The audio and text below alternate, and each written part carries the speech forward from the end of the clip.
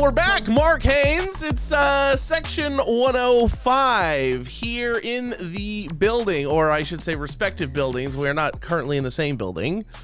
Right. But how are you, Mark Haynes? I'm good, man. I feel like I've been seeing you every day. It's like we live together. You know, it's been so many home games. What we got?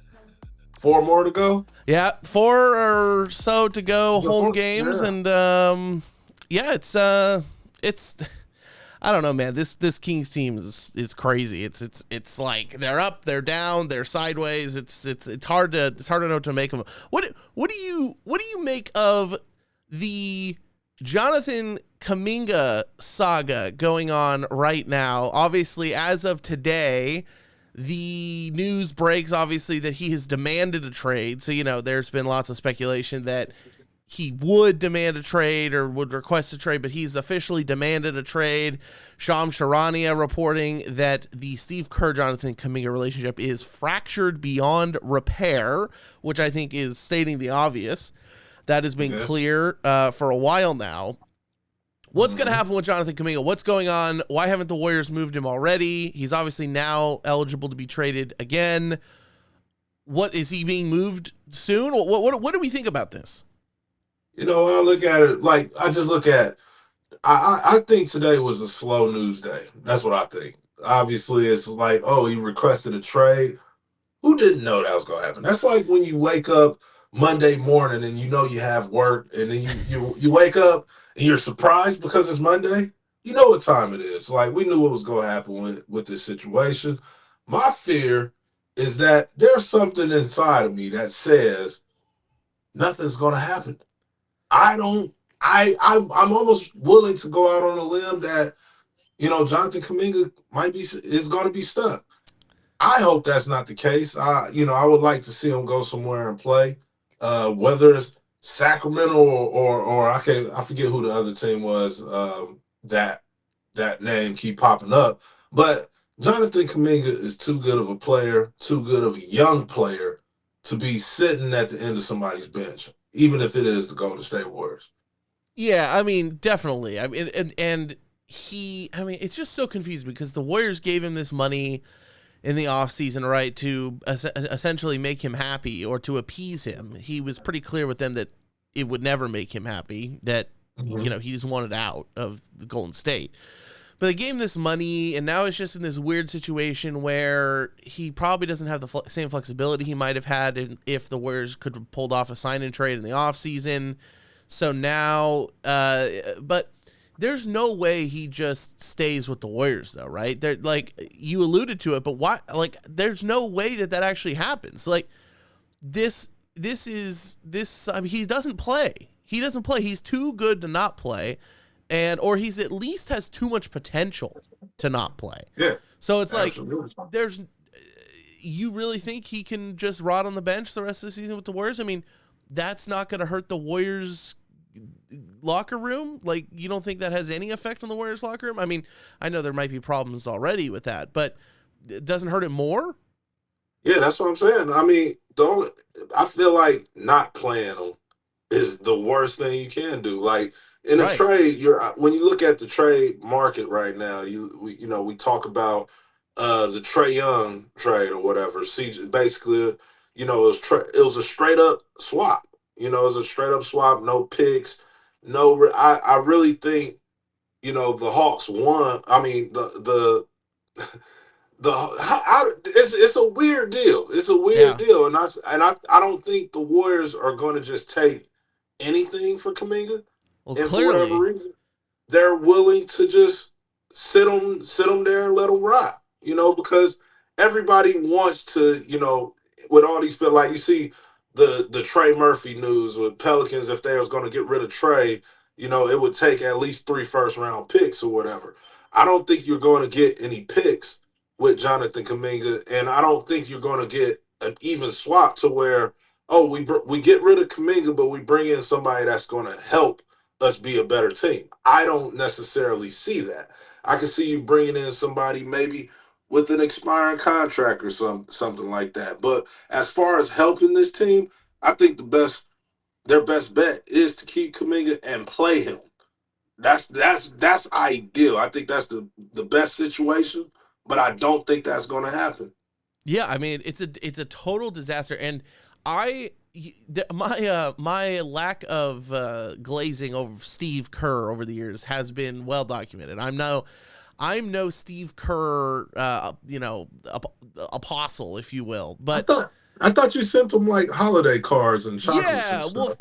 of course, I'm nice like that, but uh, you know, I, some of this has to fall at the feet of Steve Kerr, and I think honestly, if we're being real, Mark Haynes, I think the majority of this falls at the feet of Steve Kerr. I think Kuminga, and potentially with plenty of fault of his own, Mhm. has Steve Kerr has put Kuminga in this position to where he essentially thinks he has no other options but to ask out, right? Right. Let's be honest, like youth is becoming even more important in the modern NBA. You're not getting big deals in your mid 30s anymore, Mhm. unless you're one of these prolific stars or talents, right? So when you're a Right. younger guy rotting away on a bench, not developing, not building your value, I completely understand why Kuminga in the offseason was like, no, I want this amount of money, I want these years, or trade me. And I completely understand now he's sitting there rotting on the bench at Golden State, and he's like, I want to trade. I demand a trade. I want out. I'm not playing here anymore. Honestly, I understand his position because Steve Kerr won't play him. And Steve Kerr has been really clear about that. He fell out of the rotation. Steve Kerr has this 10 guys that he likes now, that he's gotten into this rotation with the last few weeks. He won't play Kuminga. And what else are you supposed to do? I mean, young guy still needs to prove himself, and Mhm. he's just rotting on the Warriors bench. So, I mean, how is this Kuminga's fault? No, I don't think I think Kaminga has done a really, really good job of being a professional. I think he's done a good job of letting his agent do all the speaking for him. Like we haven't heard from Kaminga. We haven't heard him say anything negative to the media or anything. He's sitting there. He's quiet. He's not pouting. He's not doing. I'm not gonna say not. I don't think he's pouting, but I haven't been watching him close enough Yeah, to know right. that. But I'm Yeah. sure if he was, I'm sure we would see it all over social media. But when we were there, what, last weekend or whatever, he's just over there. You just forget that he's even on the team until you see this 6'8" dude just out there, at the end of the bench lounging, looking like he's trying to stay awoke. But Yeah. this is all to me. This is all a Steve Kerr and Golden State Warriors management. It's all on them.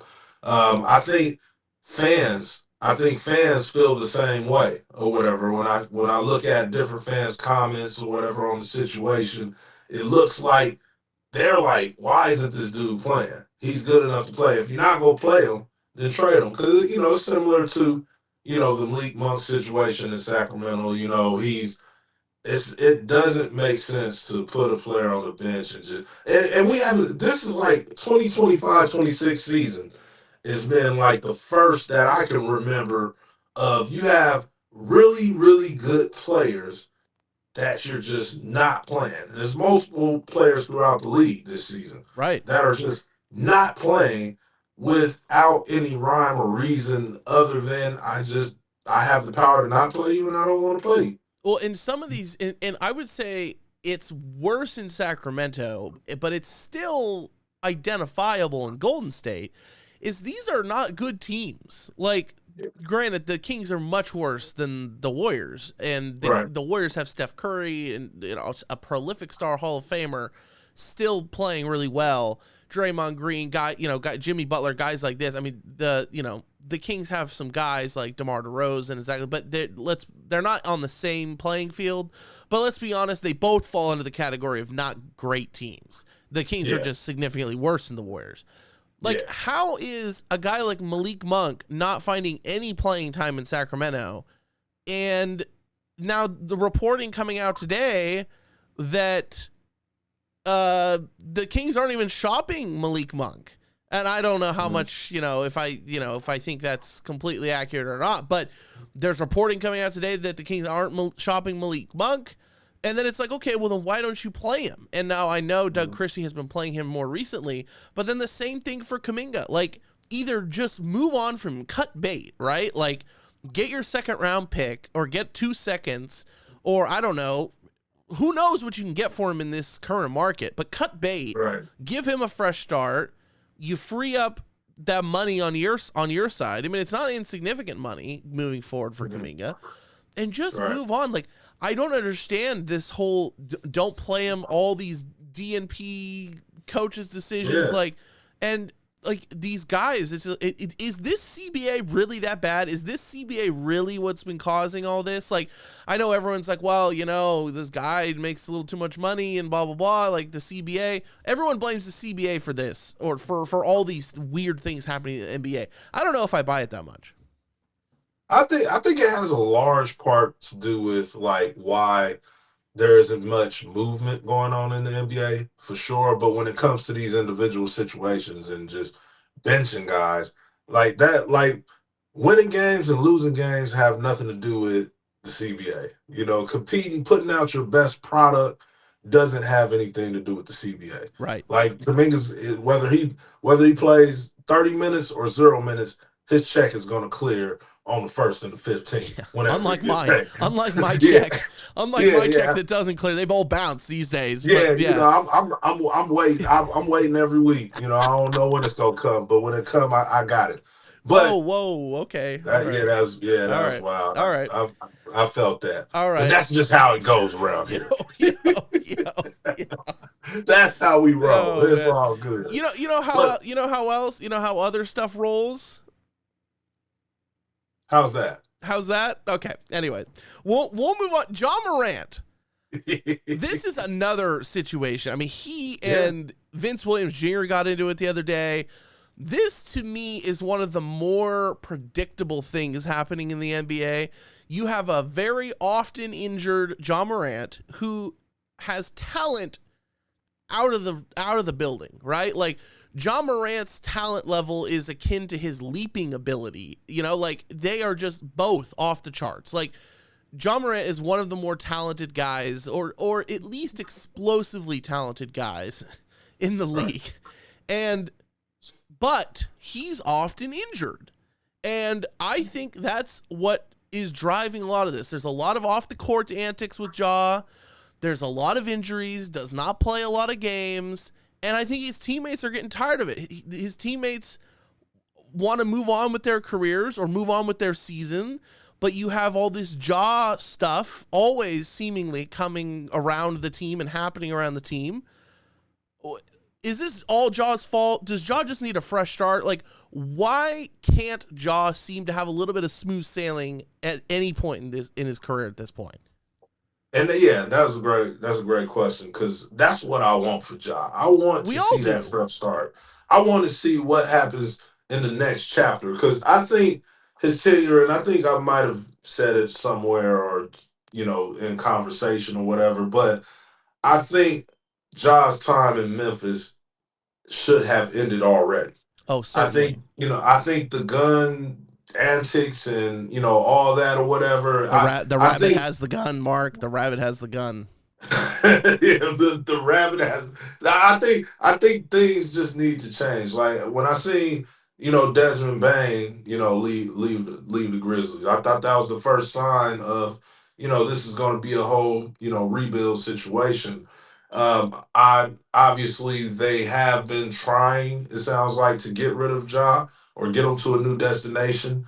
And that's been difficult because CBA stuff and just different things, but he's another guy, like you said, is just problems after problems continue to follow him. And like with the injury thing, I like looking at, for instance, a guy like Anthony Davis, right? Anthony Davis is always hurt.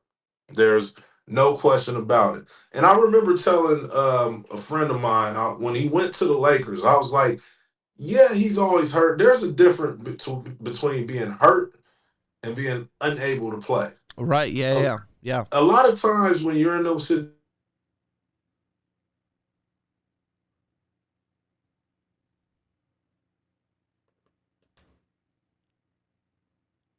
Well, do we lose Mark Haynes? That's the question, ladies and gentlemen. Did we lose Mark Haynes, or did he simply have to take a phone call and he shall be back momentarily? This is the question. I'm back. Oh, he's I'm back. here.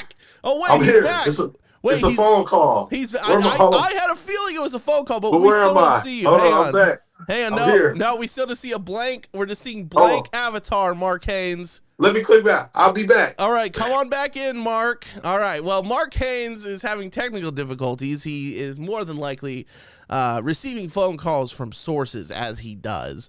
But, yeah, I mean, just to piggyback on what Mark is saying, I mean, with the whole Ja Morant stuff, and he's back. He's officially back. There we go. Blurrier than ever before, but he's back in all his glory. But yeah, I just want to jump on what you were saying there with the Ja stuff before you cut out. I think you hit the nail right on the head with the whole unable to play versus injured situation. Yeah. I think you're totally right on that. Let me go with that real quick. So, Anthony Davis is a guy that's always hurt or whatever. When he was in New Orleans prior to getting traded to the Lakers or whatever, any little injury, my pinky is hurt, I'm out. My back hurt today, I'm out. My foot hurt tomorrow, I'm out. When you're playing on a team that is playing for something, there's a little more motivation. Obviously, the injuries still, they still popped up. But he played in a lot more games, especially when the Lakers were competitive. I feel like right now, I don't feel like Ja Morant is hurt to where he can't play. I agree. I think he doesn't want to play for the Memphis Grizzlies. I think you're right. Yeah. If he was traded to a contender, I don't even think a contender. I think if he ended up on the Sacramento Kings, he would play. Yeah. I think it's really just a change of scenery. I think, like you said, so many bad things have been circling around him that his teammates, it looks like, is falling out with him. The coach is falling out with him. The front office, I'm assuming, is falling out. Everything just points to Ja in a negative way. And I think once he gets out of that situation, you look at Russell Westbrook in Sacramento. Russell Westbrook, his end of his career seemed like revitalized. Like he's having one of the best seasons in his latter years. Yeah, certainly to date. You know what I'm saying? And he looks happy every time we see him. He's pleasant. He looks like he has a new joy, even though they're losing, getting their butt kicked. Yeah, but it's just a fresh start, and I think that same thing could happen with Ja Morant. I hope so, and I hope the same thing. And Trae Young is much less like drama. There's much less drama surrounding Trae Young. That whole situation was relatively clean and harmless. But I think the same thing for Ja Morant. Ja Morant needed a fresh start, and I'm excited to see. I mean, Ja Morant was really fun to watch in some of those seasons in Atlanta. The whole Trae is balding stuff and becoming the villain in Madison Square Garden. I mean, that was fun stuff. And I think Trae, while he has a number of deficiencies in his game, what NBA player doesn't? There's very rare a prime LeBron James, a prime Michael Jordan type guy, a prime Kobe Bryant. Like very rarely do you have these guys with, in their primes that really have no flaws. But he's still young. He can be a centerpiece on a good team. Can he be 1A? I don't know. But can he be 1B? And then you find 1A in a draft, or you find him in a trade, or you trade for a Giannis, or you do something. Yeah, who knows? And I think that honestly is a great situation for him. It gives the Wizards an opportunity to test drive him, figure out if they think he fits in his plans, and he can figure out if he thinks they fit into his plan. And from there, they can go. So this is the year of 2026 is the year of new opportunities, Mark Haynes, and this is the year of new opportunities for players, new situations, and I'm excited to see it. I like shakeups. I loved the Luka AD trade because it was a big shakeup. I love these deals where just stars go other places. It's important for the league. It's important for parity. Let's be honest. People are tired of OKC being just OKC, just like people were tired of Boston being Boston there for a couple years. Yeah. People want a little drama in the league, and we're starting to get it. And I think a trade for Ja, a trade for Giannis, those type of moves coming before the deadline would feed families, so they say, in the NBA world. So I'm excited for that, but I think you hit the nail right on the head with the jaw stuff. Yeah, no, and like you said, the NBA is at its best whenever there's storylines and good basketball played. Not the gimmicks. We don't need Mr. Beast popping up and different celebrities, but we love we when love Mr. Beast, so we don't get on the we like Beast yeah, fans. I mean, we're a little pod here, Mark. We don't need to get on the bad side of the Mr. Beast fans. Let's I was finishing. Okay. I was finishing. They all have their own place where they're special. And what makes the NBA special is storylines There you go. and good basketball, not the outside world. You brought it back. There, that's We that's love all. Mr. Beast here at Section 105. Matter of fact, sponsor us. If Feastables or what is it, Beastables or Feastables or whatever, if they Feastables, if they want to sponsor the program, by all means, send Mark Haynes a box every episode. That's right. By the way, Section 105 fans, a little housekeeping here. We do have a new segment coming to the Section 105 show, and it's going to be Mark Eats. So we're going to have Mark Haynes trying some new things on the pod live. So this is going to be fun. It's going to be in conjunction, obviously, with our buy or sell segment, but this is coming. We're cooking up some new segments for the show in 2026. Okay. New year, same show, but improved show, Section 105. I'm excited for that. We don't have one for you this show, but we will soon on upcoming episodes. But I want to circle back to one last topic, Mark, and that is Mike Brown making his return to Sacramento on Wednesday. For those of you watching, yeah, I mean, I haven't seen much of the New York media this morning, but I can't imagine that played great in the New York media. Him talking about getting plastered at the dive bar, and then getting pretty. Getting a lot of BTA there in Sacramento versus Doug Christie and the Kings. So, yeah. The players were in Napa, and those of you who aren't from California or Northern California, Napa isn't just a skip. It's not just a hop skip. Like it's an hour and a half. It's an hour and a half away. Yeah, an hour and a half that's a nice little jaunt. Yeah. So I thought that was a bit much, whatever. But I mean, airing him out like that, I think Look, New York isn't Sacramento. He could have said that in Sacramento, and I don't think anyone would have batted an eye. But New York, I mean, they hold their sports teams a little bit of a higher standard or whatever. So and an hour and a half in New York, ain't that like another state? Something like that. Yeah, exactly. I mean, you're halfway in the Atlantic Ocean at that point. I mean, if you're at Madison Square Garden and you go an hour and a half east, you go up and an hour and a half over, you're in the middle of the Atlantic. So I mean, awful cold, little bit frigid out there. But no love lost between Mike Brown and Doug Christie yesterday. They did not shake hands or even acknowledge each other post game. Before the game, Mike Brown talked very cordially about his time in Sacramento, as he has publicly since his departure. He and Vivek Ranadive, the Kings owner, shared a nice little moment near the Knicks bench right before tip-off. They had probably a 30-second exchange there. Most of it you couldn't see. They were kind of covering their faces for what was said. Who knows what was said? I don't think we'll ever find out what was said, but Kings fans gave Mike Brown a rousing ovation when he was announced as the New York Knicks head coach. So what did you think about how yesterday went? Like, obviously, neither of Mike or Doug really like each other, I think, and I don't think that's really reading between the lines very much. Like, with the way that Mike's departure went, Doug kind of feeling like maybe he's been in Mike's shadow a little bit last season. How did you feel that it all went? No, I think that's a fair assumption to say, they don't like each other. I think it's clear. What else is, funny is I think it's safe to say Mike doesn't like anybody on that team, because he didn't talk to anybody but Precious Achiuwa, but Precious was like right there. So I don't think Mike Brown is a rude guy or whatever, but there was no love for any of the guys on the Sacramento Kings. And again, we're talking about we're talking about storylines and stuff in the NBA or whatever. Obviously, this team, these two teams will only play each other twice in the season, one in New York and one here, and so it's not like a big deal. But on a what was it, Thursday or Wednesday night or whatever, whatnot, that was something to see, and it was interesting. And with the way I'm kind of a little conflicted with Doug's vantage point on the situation. If I'm Doug Christie, I would understand.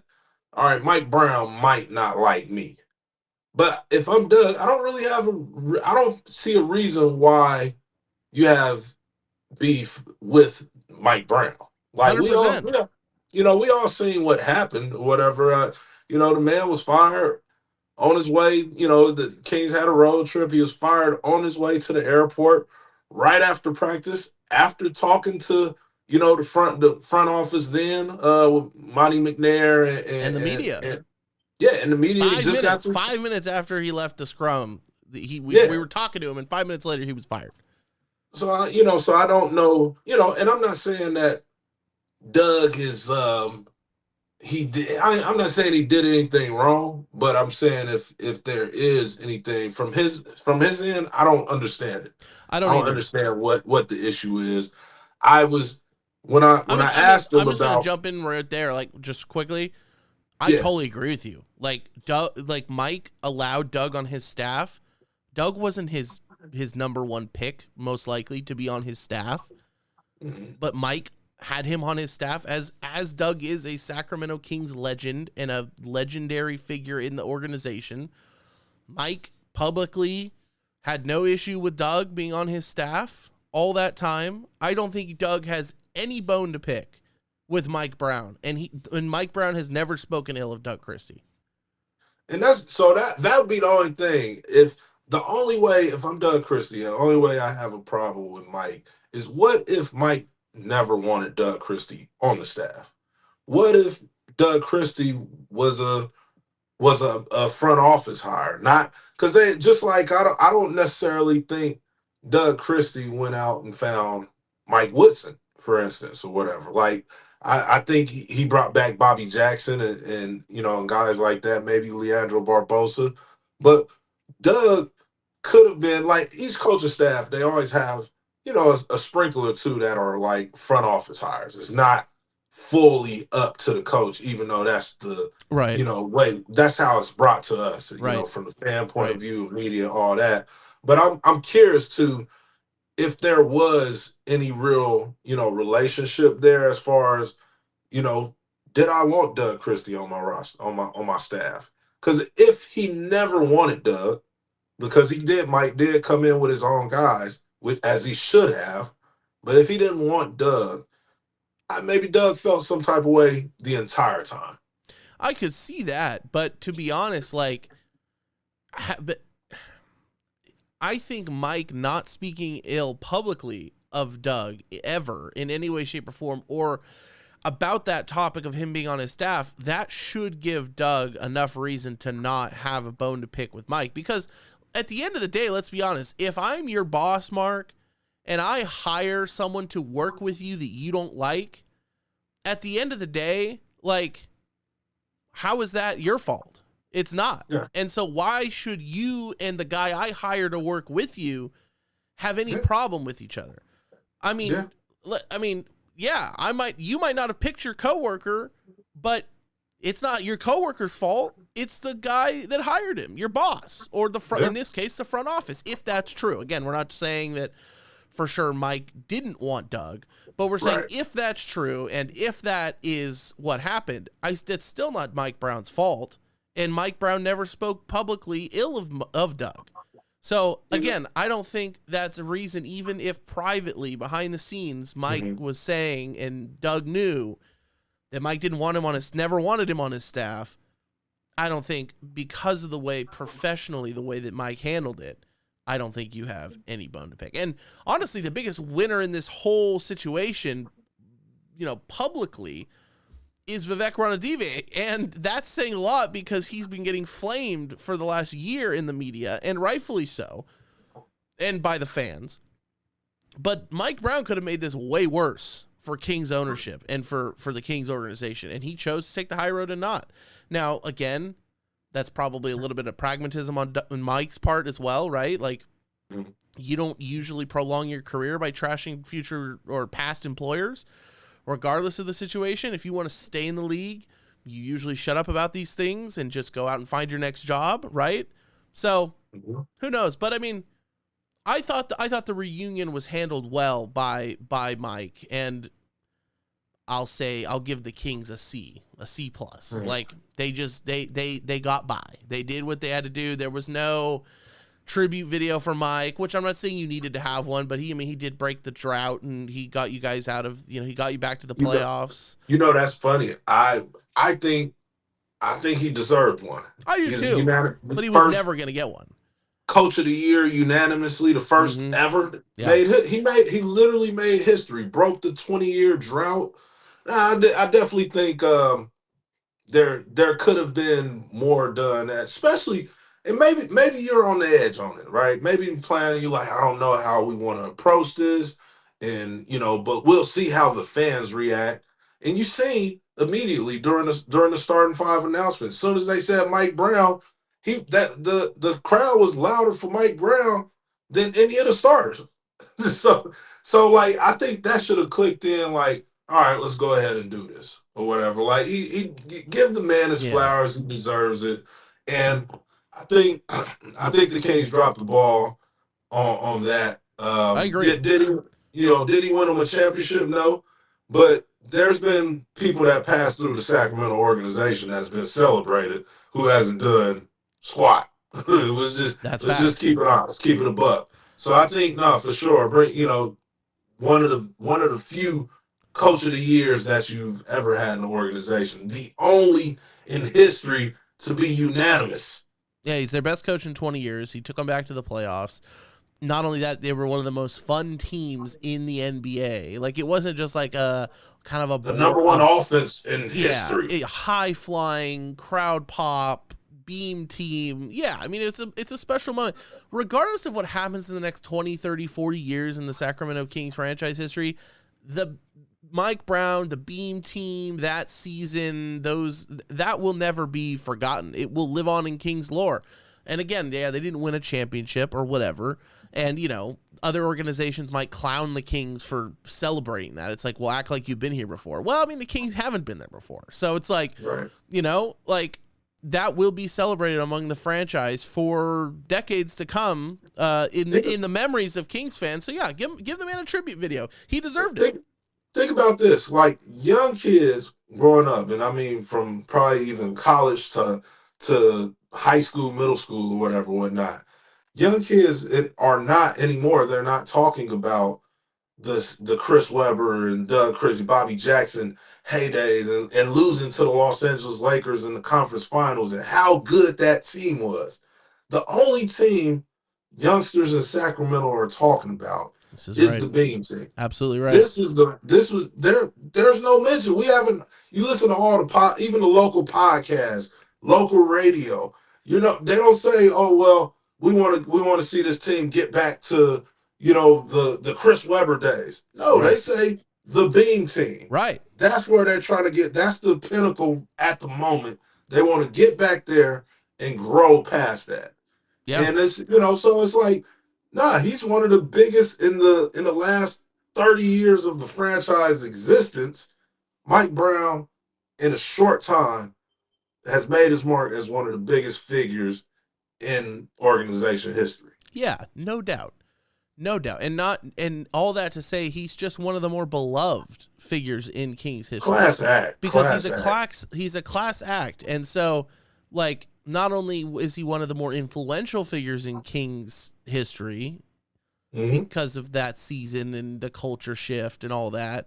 I mean, let's be honest, like, prior to Mike Brown, it was kind of bleak, Like, sure, you had De'Aaron Fox, you had some guys you thought might work out for you, but at the same time, it was like, and let's I'll give credit to Monty McNair too. Let's be honest. I mean, he's the one who brought in Domas. He made a lot of those moves initially. Kevin Herter, a lot of those moves initially really did work well.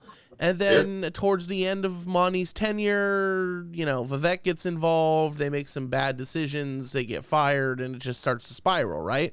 Mm-hmm. But, I mean, yeah, Monty, Mike, they worked well. Initially, it worked really well. And honestly, if that Pascal Siakam deal happens, we might not be talking about this at all. Yeah. So this might be a whole different team. Yeah, and to Jason Anderson asked Mike this in the press conference yesterday, to like just how fragile winning is in the league, and how much of like a bouncing act it is, and how fleeting winning is in a tough competitive league like this is, and it's just so obvious with teams like the Kings. Like here one day, that was a good one. Kings like the teams. That was a good one. Hey, it happens. Maybe if you had shown up to the right location for our podcast today, I wouldn't be tired and, run down and unable to speak. But I got to do my job. I got to keep you on your toes. That's right. One more quick thing about this though. Are the Kings ruining themselves right now? They're destroying their draft I'm glad position. you asked that. 3 straight wins. What are we doing? What are they doing? What are they doing, man? Fans, cut it out. Everybody's happy about this 3-game win streak, except me. So we don't need this. And me too. Okay. You sit next to me at these games. You know how I feel about this stuff. Who cares? Sure, I play hard enough to be entertaining, and then continue to lose like the team has been doing. That's AJ is right there. Yeah, he is. This is a situation where you're higher on AJ than Darren Peterson. If AJ, I could see AJ turning into one of my favorite players. That's it. Okay. But Peterson he's legit too. That's what I wouldn't be mad at any of them. Peterson, Boozers, AJ, any of those 3. I really like Caleb Wilson from North Carolina. I really like this draft. It's a great draft, man. Dude, they cannot. You know what I was thinking about? At first, I was like, the Kings, the league is against tanking, right? And all season, I was like, the Sacramento Kings are doing it the right way. And I was like, when I mean doing it the right way, I mean tanking. They're out there trying to win games. And they just suck. They keep losing. They're doing it the right way. So the NBA needs to put a statement out and congratulate the Kings. Be like the on Kings. Building the organization correctly. That's right. They're going to, but as of late, for whatever reason, maybe these playoff teams are like, hold on, let's drop a game here. Let's drop a game, because I had them losing all 3 of these games, if I'm being honest. Yeah, I have them losing all 3. Yeah, but the more they win, it's gonna it's we gonna see the beam, which is nice.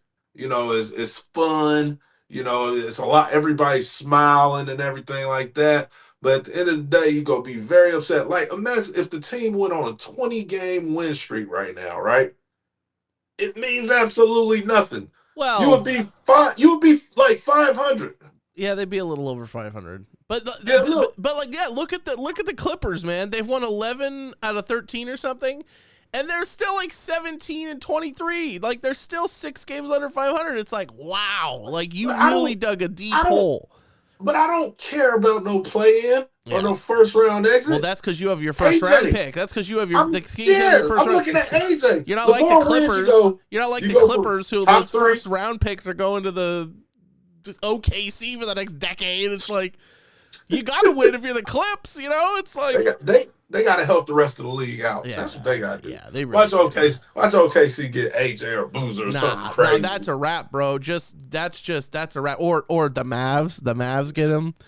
That would be the Mavs are. It's ridiculous, but crazy. It's cool. The Kings are playing showing heart, but I think sometimes they say the saying, sometimes you got to work harder, not smarter, not harder.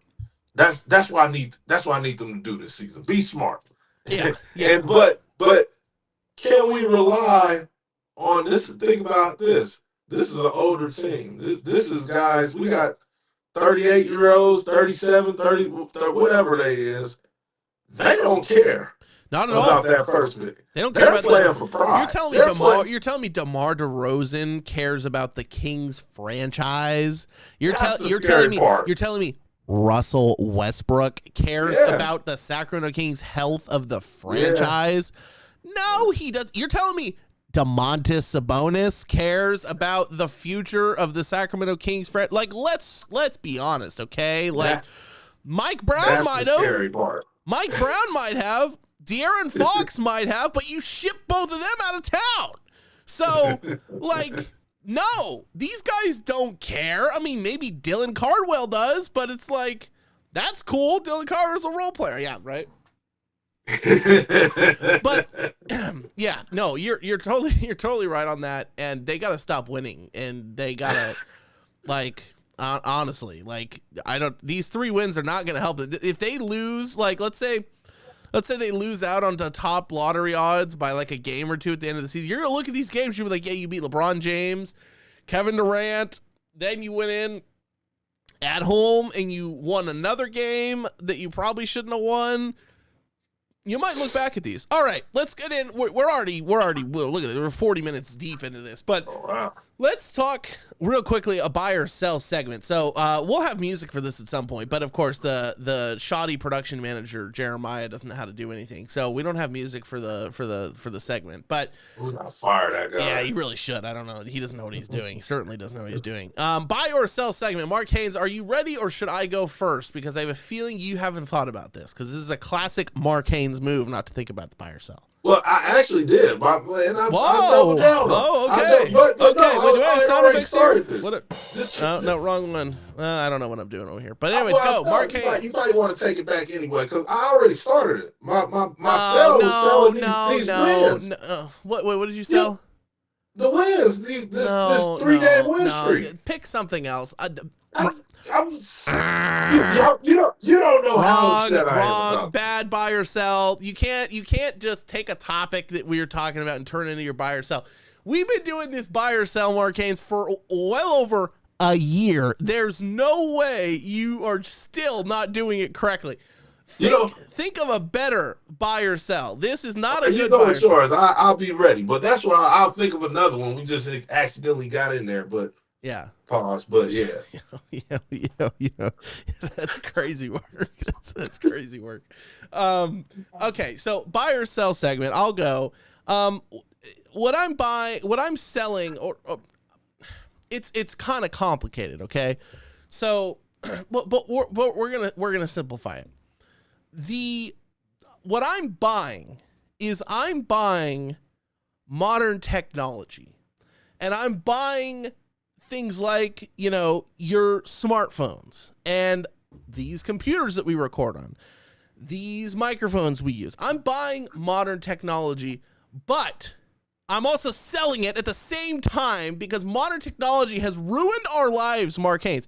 When is the last time you went outside on the back patio, sipped some sweet tea, or sipped some coffee, or sipped some warm tea, or a soda, or whatever, and just enjoyed nature, or enjoyed your surroundings, even if you're not in nature, but enjoyed your neighborhood, and just enjoyed the night sky. I watched Crew 11 come back to Earth late last, or early this morning around 1 a.m. They came back from the International Space Station. They flew, their little fireball of a capsule flew by my house, and I took a little video of it.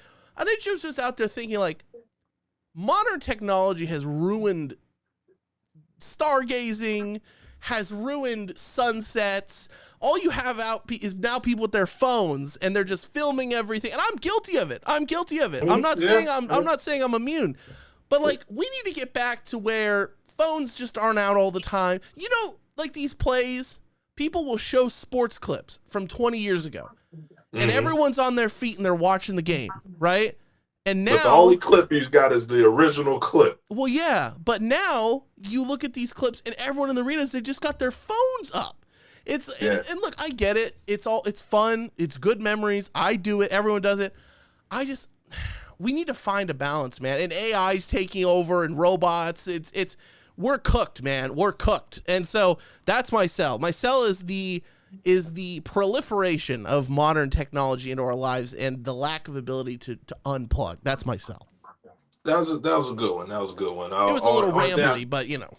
I do get out in the nature and time to time get on my balcony and take in the air or whatever, but I don't be drinking coffee or fine. tea. Vodka shots are just fine, Mark Haynes. There we go, or whatever. It's more enticing things that I do out there, but that's neither here nor there. Okay. My sell, I'm selling Mark Haynes and Jeremiah Samuelson, and the inconsistency that we had this season thus far on doing this pod. Although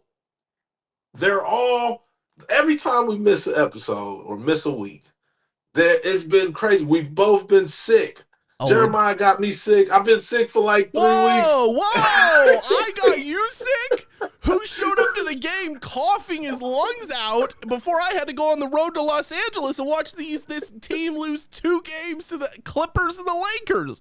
They got blown off the floor, and I was there sniffling, coughing. I'm dying over there, and it's because you decided to pull up in a game, coughing your lungs out, and cough all over me. That's what happened. Don't pretzel this.